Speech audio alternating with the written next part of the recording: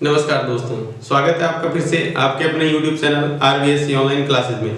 जैसा कि हम बात कर रहे थे आपके चैप्टर नंबर 7 के बारे में, तो हमने परमाणु सिद्धांत के बारे में बात कर ली थी इसकी पिछली क्लास में। आज हम जो बात करने जा रहे हैं वो है तत्वों का वर्गीकरण। तत्वों का वर्गीकरण कैसे हुआ, जैसे जैसे तत्वों की अलग अलग खोज होती गई वैसे वैसे उनका वर्गीकरण भी करना बहुत ही जरूरी हो गया। तो तत्वों के वर्गीकरण के बारे में बात करते हैं आज। तो तत्वों का वर्गीकरण,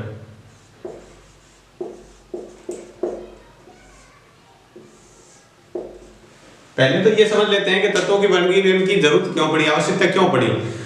तो देखा, जब 1800 सन यानी 1800 चल रहा था तब तक 31 तत्व ज्ञात थे, और जब 1865 आया तब तक 63 तत्व ज्ञात हो चुके थे। और आज आपको पता है आपकी पाठ्य पुस्तक के अनुसार 118 तत्व ज्ञात हैं। इन 118 तत्वों में कुछ तत्व ऐसे हैं जो मानव द्वारा बनाए गए हैं, बाकी प्राकृतिक रूप में मिले हैं, लेकिन कुछ तत्व ऐसे हैं जो मानव ने बनाए यानी वैज्ञानिकों ने इसको बनाया गया है।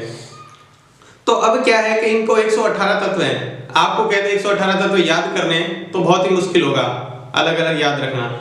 अगर इनको क्रम वाइज किसी तरह रख दिया जाए एक क्रम के अनुसार तो आपको याद करना आसान हो जाता है। और उसके गुण यानी ये तत्व धातु है, ये अधातु है और ये उपधातु है, तो इनको साथ साथ रखें उनके क्रम के हिसाब से।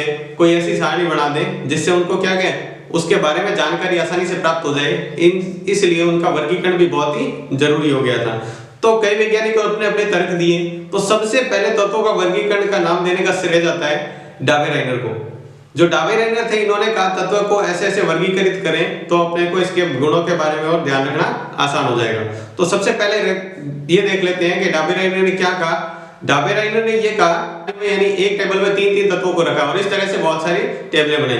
तो उन्होंने 4-5 टेबलें बनाई, लेकिन उसके बाद उस टेबल को ऐसे उस टेबल में रखना मतलब मुश्किल हो गया था, ऐसे रख नहीं पा रहे थे। तो जो 3-4 टेबल देने के बाद में उनका जो प्रयोग था वो सफल नहीं हो पाया। तो उन्होंने तत्वों को 3-3 तत्वों के रखा, एक टेबल बनाई उसके अंदर 3 तत्व रख दिए। वो किस प्रकार है देखते हैं।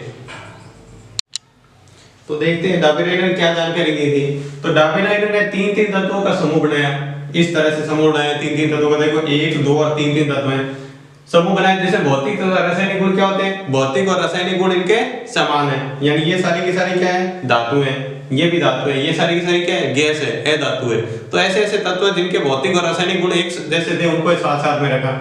इसे डाबेराइनर ट्रिक भी कहते हैं। यह प्रश्न पूछा हुआ है डाबेराइनर ट्रिक किसे कहते हैं। 2 साल पहले पेपर में आया था ये कि डाबेराइनर ट्रिक किसे कहते हैं। तो ये आपको ये लिखना है, डाबेराइनर ने 3-3 तत्वों का समूह बनाया जिसके भौतिक और रासायनिक गुण समान थे, इसे क्या कहते हैं डाबेराइनर ट्रिक। ट्रिक का मतलब 3-3 तत्वों का समूह। अब देखो इसने जो खास बात तत्वों को वर्गीकरण कैसे किया उसके बारे में देखते हैं। इस ट्रिक में क्या है, बीच वाले तत्व का परमाणु भार यानी बीच में कौन सा है, ये पहले नंबर, ये दूसरे नंबर और ये तीसरे नंबर, बीच में कौन सा है सोडियम, इसका परमाणु भार अन्य 2 तत्वों के यानी इसके और इसके औसत भार के लगभग बराबर है। देखो कैसे, इसका कितना है 7 पहले का और तीसरे का कितना है 39। तो औसत निकालने के लिए क्या करते हैं 2 से भाग करेंगे, तो इसको जोड़ो कितना देगा 46/2, तो कितना है 23। तो ये 23 इसके बराबर हो गया। तो यानी पहले का और तीसरे का भार जोड़कर उसका औसत निकालें तो वो लगभग तीसरे के यानी बीच वाले तत्व के बराबर आता है। इसमें देखो Li यानी लिथियम, सोडियम और पोटेशियम, इसमें है कैल्शियम, स्ट्रोंशियम और बेरियम। तो इसका देखो जोड़ के देखते हैं। तो 40 + 137/2 यानी इसको जोड़े तो आ जाएगा 177। 177 में 2 का भाग देंगे तो लगभग आ जाएगा 88 और 5, तो लगभग 88 के करीब आ रहा है। तो लगभग ये इसके बराबर होता है बीच वाले तत्व के। इसी प्रकार क्लोरीन, ब्रोमीन और आयोडीन ये तीनों गैस है, इसका निकालेंगे तो भी क्या आएगा इसके बराबर आ जाएगा। तो ये इसने डाबेराइनर की ट्रिक ये थी, ये एक ट्रिक कहलाती है। 3 तत्वों का समूह क्या कहलाता है 1, 2, 2, जिसका बीच वाले तत्वों का परमाणु भार अन्य 2 तत्वों के परमाणु भार के औसत के लगभग बराबर होता है। औसत के लगभग बराबर है, औसत के बराबर नहीं है, लगभग बराबर है। ठीक है, तो ये था डाबेराइनर ने जो कहा ट्रिक उसके बारे में। तो अब देखते हैं न्यूलैंड्स ने इसके बारे में क्या कहा, जो न्यूलैंड था वैज्ञानिक, इसके समय जो तत्व थे उसको इसने किस तरह से वर्गीकृत किया। तो न्यूलैंड्स ने तत्वों को क्या किया, परमाणु भार के बढ़ते क्रम में रखा, ठीक है, परमाणु भार के बढ़ते क्रम में रखा। और इन्होंने क्या किया, 7 तत्वों का एक समूह बनाया कि जो 8वां तत्व आएगा वो वापस पहले तत्व के गुण उसके पहले के और जो 8वां आ रहा है उसके गुण समान होंगे। तो देखो न्यूलैंड्स ने तत्वों को परमाणु भार के बढ़ते क्रम में रखा तथा यह बताया कि 8वें तत्व के गुण पहले तत्व के समान होते हैं, नहीं जैसे ही 8वें नंबर वाला आएगा उसके गुण पहले जैसे होंगे। तो इसने देखो किससे तुलना की, जैसे संगीत के अंदर 7 स्वर होते हैं, जैसे संगीत के होते हैं सा रे गा मा प ग नी सा। तो देखो ये 1 नंबर पर 2 3 4 5 6 7 8, देखो 8वां नंबर वापस कौन सा आ गया, ये पहले वाला था। अब इसके बाद वापस क्या आएगा, 9वें नंबर पर रे, यानी इसके बाद 8वां ये है, तो ये आ गया।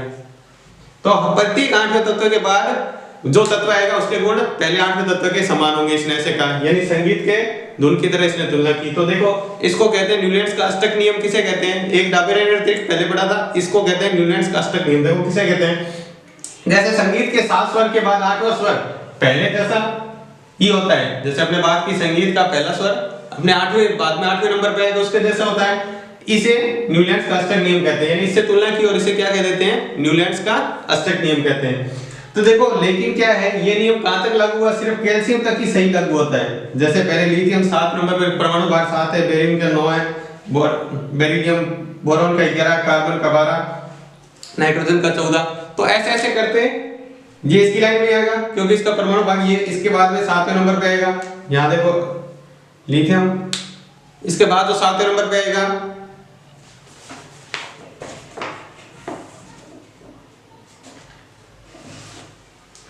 जैसे यहाँ पे सोडियम आता है जिसका परमाणु भार 23 है। तो देखो ये इसका क्या है, वापस आएगा 8वां नंबर ये आ रहा है, तो इसके गुण समान हो गए। जैसे ये पहले नंबर पे आ रहा है, फिर ये 8वें नंबर पे आ रहा है, फिर इसके बाद 8वां जो आएगा वो ये हो जाएगा। तो ये पोटेशियम और कैल्शियम तक तो सही लागू होता है, इसके बाद इसका सिस्टम ऐसे सही नहीं होता, यानी हर एक 7 8वें के बाद ऐसा, ये कैल्शियम तक तो एकदम सही नियम है, लेकिन इसके बाद ये सीएम नहीं लगता है, सिद्ध नहीं हुआ, इसके लिए बाद में सिद्ध नहीं हुआ कि एकदम इसको सही मान ले। तो ये इसके बाद में नहीं दे पाया। और अब देखते हैं मेंडलीफ की आवर्त सारणी क्या थी, उसने क्या तर्क दिए। तो मेंडलीफ ने आवर्त सारणी में क्या किया, तत्वों को परमाणु भार के बढ़ते क्रम में रखा, जैसे न्यूलैंड्स ने रखा था उसी प्रकार इन्होंने भी क्या रखा, परमाणु भार के बढ़ते क्रम में रखा। लेकिन इन्होंने ये खास बात कही कि आवर्त नियम के अनुसार जो तत्वों के गुणधर्म होते हैं उनके परमाणु भार के आवर्ती फलन होते हैं। जैसे जैसे परमाणु भार के आवर्ती फलन होते हैं, मतलब जैसे जैसे परमाणु भार होता है, कुछ परमाणु भार ऐसे होते हैं जो आवर्ती फलन जैसे जैसे उनके गुणा में बढ़ता है तो क्या होता है, उनके गुण क्या होते हैं, समान होते हैं। इसके बाद देखो इन्होंने मेंडलीफ ने आवर्त सारणी में तत्वों को 36 पंक्तियां, जैसे इस तरह से सारणी बनाई इन्होंने ऐसे। तो ये जो होती है ये है 36 पंक्तियां।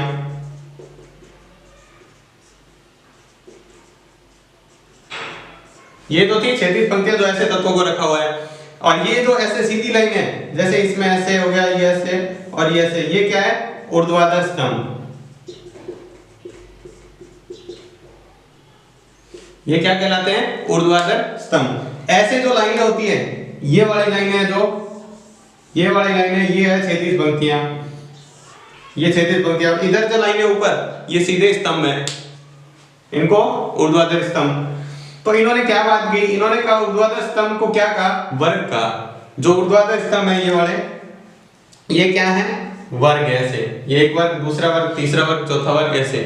और इनकी संख्या कितनी थी, मेंडलीफ की आवर्त सारणी की बात कर रहे हैं, इनकी संख्या 8 थी। मेंडलीफ की आवर्त सारणी में ऊर्ध्वाधर स्तंभों की संख्या कितनी थी, 8। ये प्रश्न पूछ सकते हैं। और 36 पंक्तियां, ये वाली पंक्तियां कितनी थी, इसको गिने, 1 नंबर 2 3 4 5, तो ये कितनी थी, 36 पंक्तियों को कहा क्या, आवर्त कहा। क्या कहा, आवर्त। और इनकी संख्या कितनी थी, 6। 36 पंक्तियों की संख्या थी, यानी जिसे आवर्त कहते हैं। ऐसे पूछे वर्ग की संख्या 8 और आवर्त की संख्या 6 थी मेंडलीव की आवर्त सारणी। अब देखते हैं मेंडलीव की उपलब्धियां क्या थी और क्या क्या कमियां थी। तो सबसे पहले देख लेते हैं मेंडलीव की उपलब्धियां देखने से पहले आप मेंडलीव की आवर्त सारणी देख लें। आपकी स्क्रीन पर आ रही है जो मेंडलीव की आवर्त सारणी जैसे दी थी। इसके अंदर गिन सकते हैं कितने वर्ग हैं और कितने आवर्त हैं। जो आपको स्क्रीन पर देख रहे हैं तो एक ही जो वर्ग में रखे हुए तत्व हैं उनके गुणधर्म क्या है, रासायनिक गुण और भौतिक गुण समान है। जो वर्ग आप देख रहे हैं इन सभी वर्गों में रखे हुए के गुण समान है। तो अब देखते हैं इनके जो उपलब्धियां हैं वो देखते हैं। तो मेंडलीव ने तत्वों को परमाणु भार के बढ़ते क्रम में रखा, सबसे पहली ये उपलब्धि थी। दूसरी थी इन्होंने एक ही प्रकार के भौतिक और रासायनिक गुण वाले, जिनके एक ही प्रकार के यानी जिनके भौतिक गुण और रासायनिक गुण क्या थे, एक जैसे थे, समान थे, उनको क्या है एक ही वर्ग में रखा। अगला था इन्होंने आवर्त सारणी के कुछ तत्वों के लिए स्थान छोड़ दिया था, यानी उन्होंने क्या किया कुछ तत्वों को स्थान छोड़ दिया कि यहाँ पर वो उस जगह तत्व है, मतलब बाद में भविष्य में ज्ञात होगा। उन्होंने ये कहकर छोड़ दिया कि आगे जब ज्ञात हुए, और वास्तव में वैसा ही हुआ कि बाद में उस जगह पर तत्व ज्ञात हुए और वो उस जगह पर एकदम सही जगह थी उनके लिए जो छोड़ी गई थी। तो ये उन्होंने पहले ही कह दिया था। तो ये इनकी उपलब्धियां थी तीनों। एक तो परमाणु भार के बढ़ते क्रम में, दूसरा समान भौतिक और रासायनिक गुण वालों को एक ही वर्ग में रखा, और कुछ रिक्त स्थान छोड़ दिए कि भविष्य में तत्व ज्ञात होंगे। ये इनकी उपलब्धियां थी। अब देख लेते हैं इनकी कमियां या सीमाएं क्या थी, जो इन्होंने कुछ कमियां रह गई थी। एक तो सबसे पहले ये बड़ी बात थी कि हाइड्रोजन को स्थान नहीं दे पाए, कि हाइड्रोजन को कौन सा स्थान दे, कहां पर दे, कौन से वर्ग में रखें, पहली बात ये। दूसरा है कुछ स्थानों पर परमाणु भार के बढ़ते क्रम का पालन नहीं किया इन्होंने। जो परमाणु क्रम बढ़ता था यानी सबसे पहले कम, फिर ज्यादा, फिर ज्यादा, फिर ज्यादा, ऐसा नहीं किया।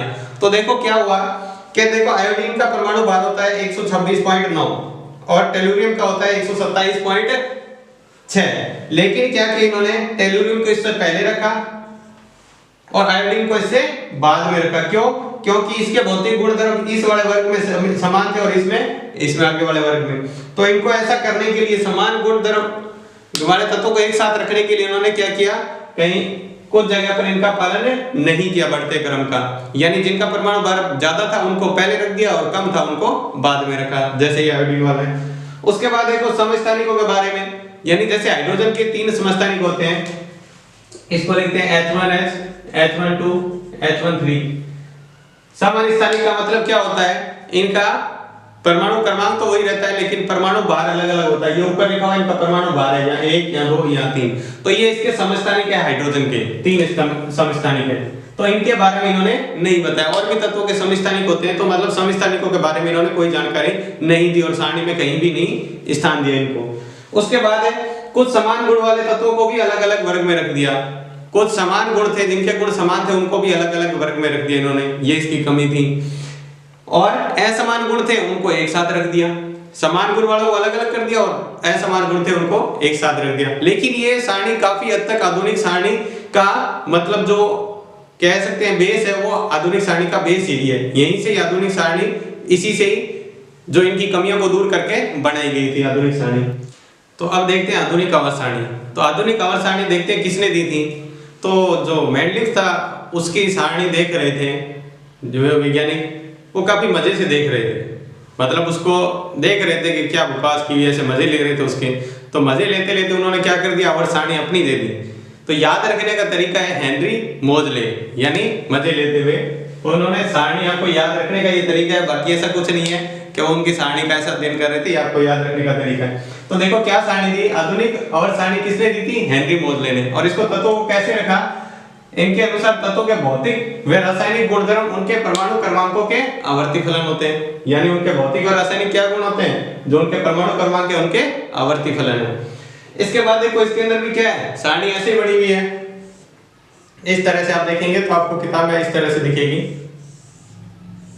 यानी इस तरह से।